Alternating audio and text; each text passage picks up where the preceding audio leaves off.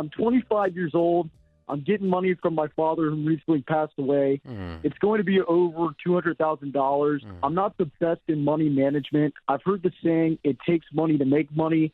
Should I invest this money into a business? Should I save this money? What should I do if I want to become a millionaire by the time I'm in my 30s? How long ago did your dad pass away, Nathan? He passed away a couple months ago. I'm sorry. Y'all close? We were pretty close. He had dementia and Alzheimer's, so I didn't see him too often because he was in a assisted living facility. Sure. And I lived across the country, so he was in Arizona with my sisters, and then I lived over here in Virginia. Gotcha. So you're getting $200,000 cash? It's not over that. It is just over that? Yeah, I'm not sure of the exact number. But I mean, it's not on a piece of property or something else. It's just it's investments or cash that's going to come to you liquid that you're going to be able to do whatever you want to do with it. Yes, like my brother's going to hand me a check. Gotcha. Okay. And what do you make a year now? So a year I make around, I'd say $35,000 a year. Okay. All right. So here's what I would tell you.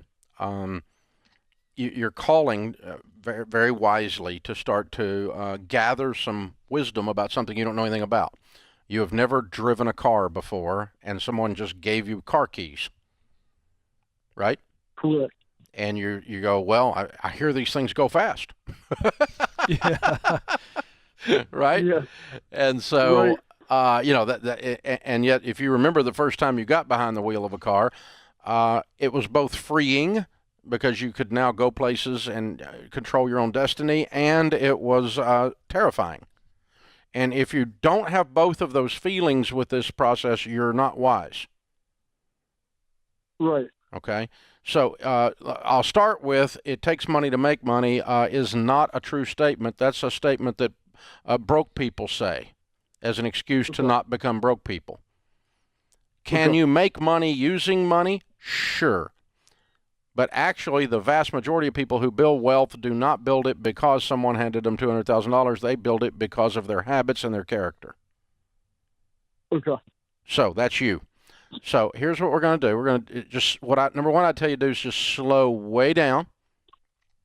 I would want you to move along the spectrum from exciting to boring over towards boring. Your job is to manage this money. Your job, as if it's someone else's money and you're managing it for them, your job first is not to lose it. Your job second is to maximize it. But most people, when they get handed the keys to the car, step on the gas. And meaning they think their job is to maximize it, and they end up losing it.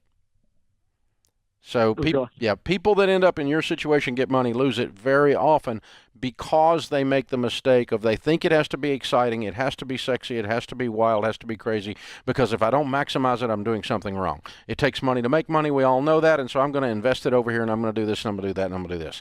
Wrong. Slow down. Number one rule, Nathan, don't put money in something you don't understand. Don't put money in something someone else tells you is a good idea and they sound like they're really smart people. Around the money business, and I've been around it 40 years, there are a lot of enthusiastic ignoramuses. They mean well, but they're dumber than a rock. And they're excited about their stupidity. And they will put you in stuff. They'll put you in stuff, man. And all your broke friends also got an opinion already, don't they? Yeah, and here's another piece, too. I started a meat company, but the thing about it, when I started this meat company, it's not my passion because I was so money hungry to where I let money kind of consume my mind of, I need to make money, I need to be this by the time I'm this age. Yeah. And I chased things that weren't my passion. And then I realized as I got into it, I'm like, shoot, I don't want to do this anymore. Okay, so let's take a couple things. Number one, we can work on your career, and that would be a good use of a little of this money. If it got you into your passion, I'll hand off to Ken in a minute and let him work on that, okay? But then thing two, here's a rule. If you were to invest this money and not touch it in good growth stock mutual funds, and if it made 10% rate of return on average, In 7 years, it would double. You would have 400. And you would be, what, 29 years old, right? No, how you say you're 25? 25, yeah. Yeah, okay. So you'd be 32 years old. In 7 more years, it would double again, and it'd be 800,000. And in 7 more years, it would double again, and it'd be $1.6 million. And that is a boring, never touch it investment program. You're probably not going to do exactly that, but I want a little of that in the formula here, my brother. Okay. Where you go have a life and you pretend you don't have this money and you let it grow and double and grow and double and grow and double.